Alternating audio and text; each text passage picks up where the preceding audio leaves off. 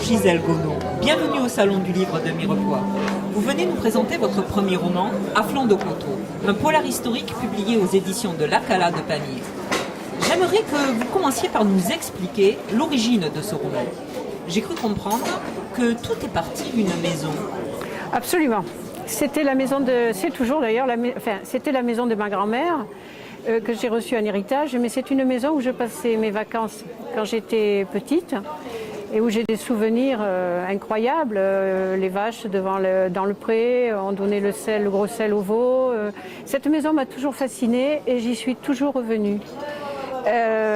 J'y passe, disons, la moitié de ma vie. Cette maison, j'en ai hérité maintenant et j'ai cherché à connaître son histoire.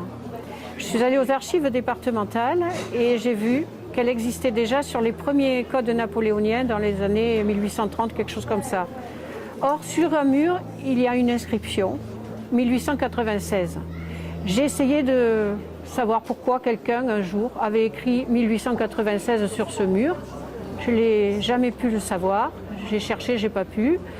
Donc j'ai inventé une histoire qui commence en 1895 pour terminer en 1896 et imaginer pourquoi quelqu'un a écrit cette date sur le mur. Vraiment intéressant. Vous avez un véritable attachement pour cette maison, mais aussi pour la montagne qui l'entoure, qui, si on réfléchit bien, est le centre du roman. Absolument. Les montagnes, elles sont sublimes, les paysages sont sublimes, ils changent tout le temps.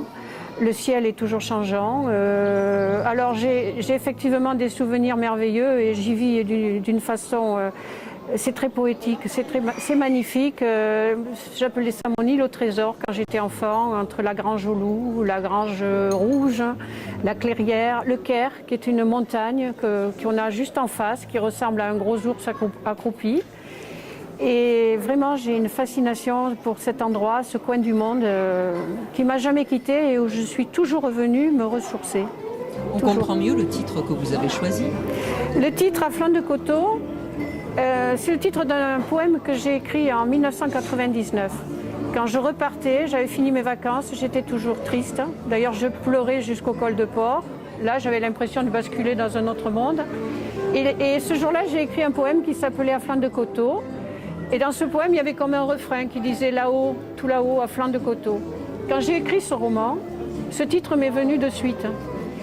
Par la suite, certaines personnes m'ont dit « Il n'est pas terrible ce titre, il n'est pas accrocheur, il n'est pas vendeur.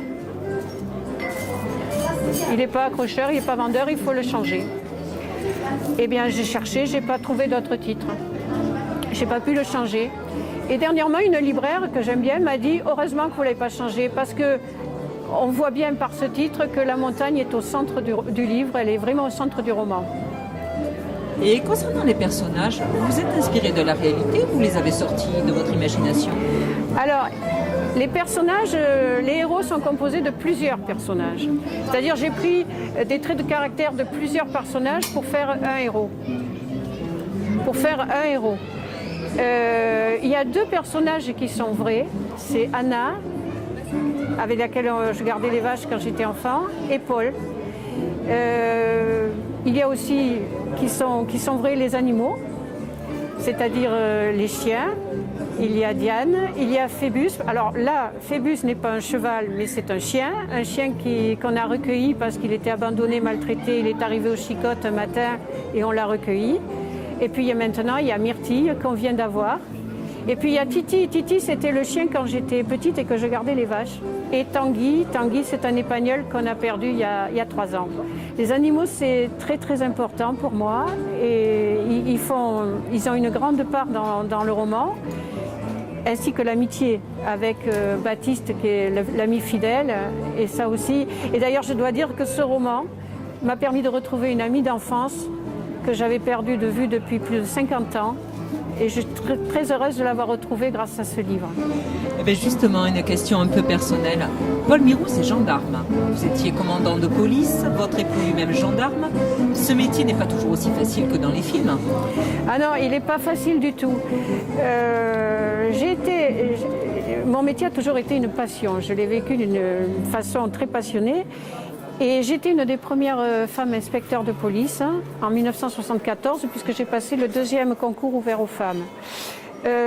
J'ai voulu montrer que ce métier n'était pas tel qu'on le voyait dans les films, tout ça. Et d'ailleurs, j'ai été amenée à corriger, sur le plan procédural, des romans policiers.